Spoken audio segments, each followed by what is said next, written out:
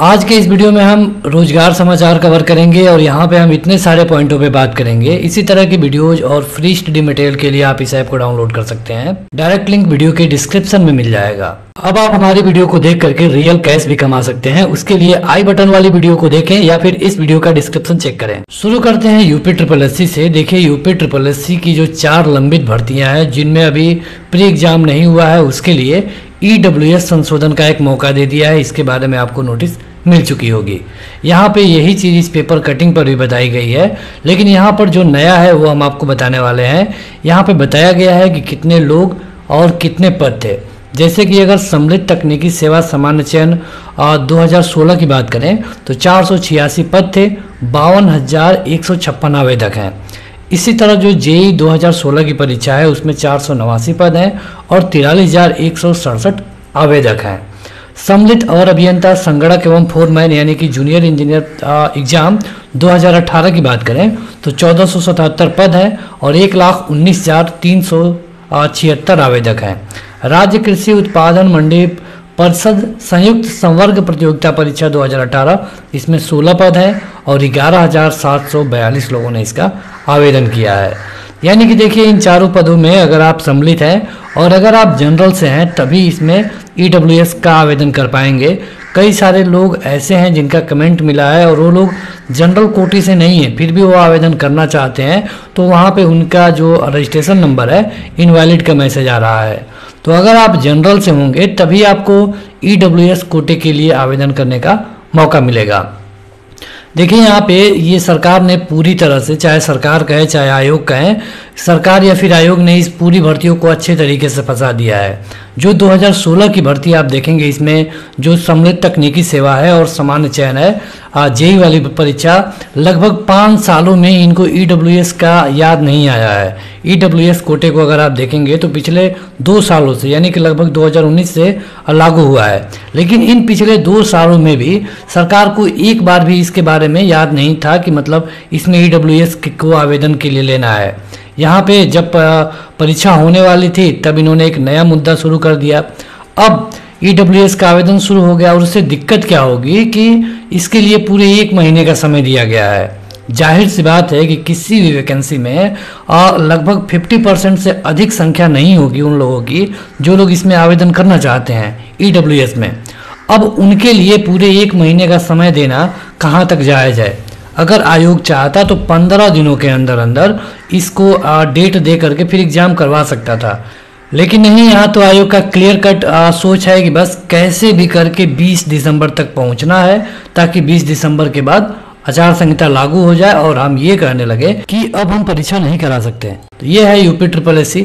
यहाँ पे सब कुछ भगवान भरोसे होता है। यहाँ पे देखिए विधानसभा चुनाव के बारे में भी अपडेट है कि विधानसभा चुनाव 15 मार्च तक संभव।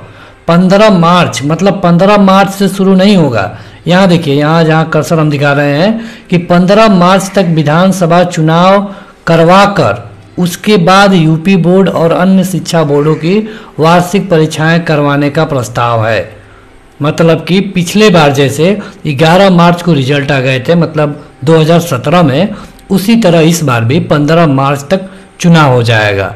जब 15 मार्च तक चुनाव हो जाएगा तो जरूरी है कि इसके लिए दिसंबर के अंतिम सप्ताह तक आचार संहिता लागू हो जाए। देखिए आचार संहिता को लागू उस दिन माना जाता है जिस दिन डेट का अनाउंस करा दिया जाता है।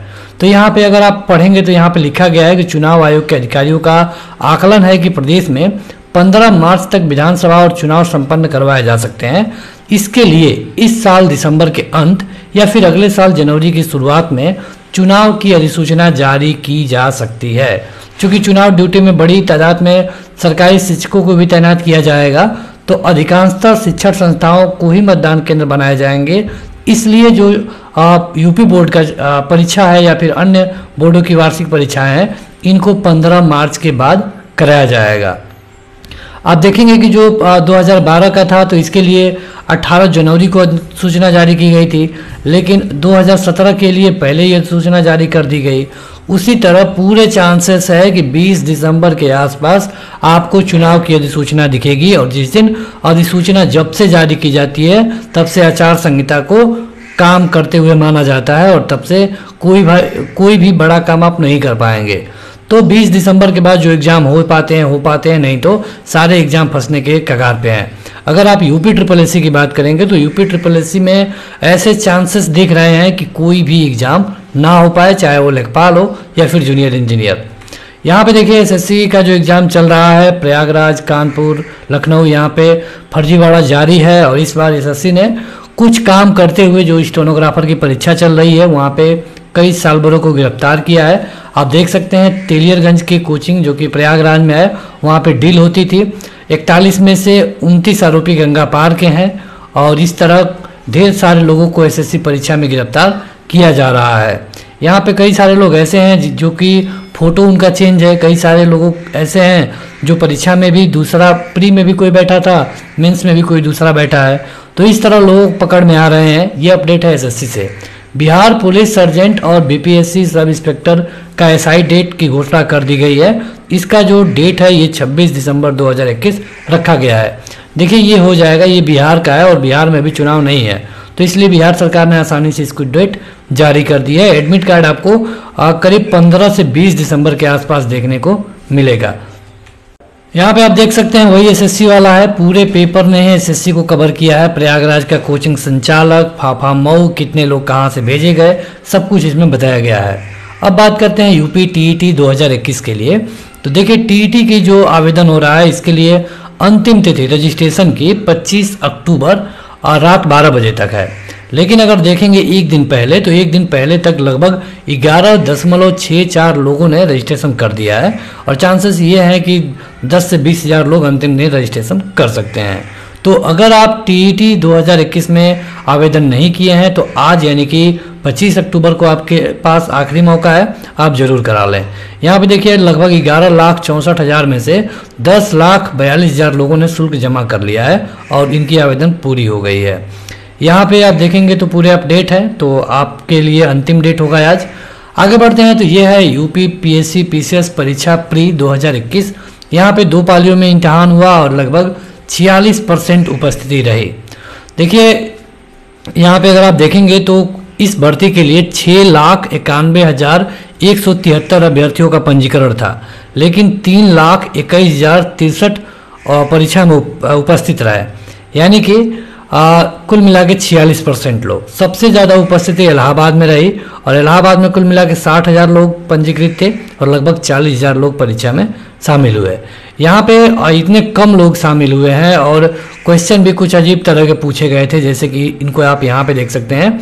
किस माह में India climate change knowledge portal 2020 का शुभारंभ हुआ? आज़ादी के अमृत महोत्सव के रूप में शहीद राम प्रसाद बिस्मिल की जयंती किस जिले में मनाई जाती है? कौन सी संस्था थोक मूल्य सूचकांक जारी करती है? उत्तर प्रदेश के बजट में किस योजना के तहत विद्यार्थियों को टैबलेट देने की बात की गई है? कौन सा अनुच्छेद आकस्मिक निधि से संबंधित है? विश्व कौशल दिवस पूछा गया है। प्रधानमंत्री बाड़ी योजना, इसके अलावा उत्तर प्रदेश की जनसंख्या नियंत्रण जो नीति आई थी उसके बारे में, मुख्यमंत्री स्वरोजगार योजना की पात्रता पूछा गया है। तो ये सारे क्वेश्चन थे। चूँकि क्वेश्चन भी कुछ हार्ड थे और कम उपस्थिति रही है, इसको लेकर के इसकी कट ऑफ काफ़ी कम जाने की उम्मीद है, क्योंकि आपको पता होगा कि यूपीपीएससी ने एक अलग से नोटिस जारी किया था जिसमें बताया था कि अब मेंस के लिए ज़्यादा लोगों को मौका मिलेगा और इंटरव्यू में 3 गुना लोग बुलाए जाएंगे। तो इसके लिए आप अगर परीक्षा दिए हैं तो आप हमें कमेंट करके बताइए कि आपने कितना क्वेश्चन सही किया है माइनस मार्किंग को हटा करके। और इसके लिए हमने अपने चैनल के कम्युनिटी बॉक्स में एक पोल भी डाला है, आप उस पोल में हिस्सा जरूर लें। उनका क्या कहना है वो हम आपको बता देते हैं। सामान्य अध्ययन का प्रश्न पत्र पिछले वर्षों की तुलना में सरल और सीधा था। जिन छात्रों ने राज्य व्यवस्था, भूगोल, करंट अफेयर बेहतर ढंग से पढ़ा होगा वे सबसे बेहतर नतीजे पर होंगे। यहाँ पे जो दृष्टि आईएएस है उनके जो एकेडमिक हेड है उनका कहना है कि सामान्य अध्ययन का पेपर संतुलित और स्तरीय था और यहाँ पे सवाल बहुत कम ऐसे थे चूँकि रिपीट हुए थे। सीसेट का पेपर कठिन था, तो सीसेट के पेपर में काफ़ी लोगों को परेशानी हुई है। तो अगर आपने इसका दिया है एग्ज़ाम तो पोल में ज़रूर भाग लें ताकि एक अच्छी सी कट ऑफ आपके लिए बनाई जा सके। अब बात कर लेते हैं कुछ और भर्तियों के लिए, जैसे कि देखिए नेशनल कंपनी लॉ ट्रिब्यूनल यानी कि एनसीटीएल में 27 पदों पर लॉ रिसर्च एसोसिएट की भर्ती आई है। इसके लिए जो उम्र सीमा 1 नवंबर 2021 को काउंट होगी और अधिकतम उम्र सीमा 31 साल हो सकती है। 40,000 रुपये आपको सैलरी मिलेगी और आपकी पोस्टिंग होगी नई दिल्ली, मुंबई, कोलकाता, हैदराबाद और कटक। यहाँ पे जरूरी है कि आपका जो ग्रेजुएशन है ये कम से कम 50% के साथ हो, बार काउंसिल में रजिस्ट्रेशन हो और कंप्यूटर पे कार्य करने की योग्यता हो। अगर आप इसका आवेदन करना चाहते हैं तो इस वेबसाइट पर जा सकते हैं या फिर आप डायरेक्ट इस पर CV भेज पाएंगे। इसके अलावा देखिए ITR DRDO में भी भर्ती आई है, कुल मिलाकर 116 पदों पर ग्रेजुएट, टेक्नीशियन और ट्रेड अप्रेंटिस के लिए। चूँकि कई तरह के पद हैं तो कई सारी योग्यताएं होंगी। DRDO.gov.in पर जाकर आप इसके बारे में ज़्यादा जानकारी ले पाएंगे। यहाँ पे प्रारंभ होने की तिथि है 1 नवंबर और अंतिम तिथि होगी 15 नवंबर 2021। यहाँ पे देखिए कुछ और भर्तियाँ हैं, जैसे कि माइनिंग सरदार और सर्वेयर पर 211 पदों पर भर्ती आई है। और यहाँ पे अगर आवेदन करना चाहते हैं तो westerncoal.in पर जाना होगा आपको। होम्योपैथिक में करियर बनाने का मौका है, कुल 21 पद है और अगर आप इसका आवेदन करना चाहते हैं तो आपको जाना होगा ccrhindia.nic.in। तो आज के इस रोजगार वीडियो में इतना ही। इसी तरह की अपडेट के लिए आप वीडियो को लाइक करें, चैनल को सब्सक्राइब करें। Thank you. इस वीडियो को लाइक करने के साथ चैनल को जरूर सब्सक्राइब करें, उसके बाद बेल आइकन दबाएं, उसमें ऑल सेलेक्ट करें इसी तरह की बेहतरीन वीडियो सबसे पहले पाने के लिए।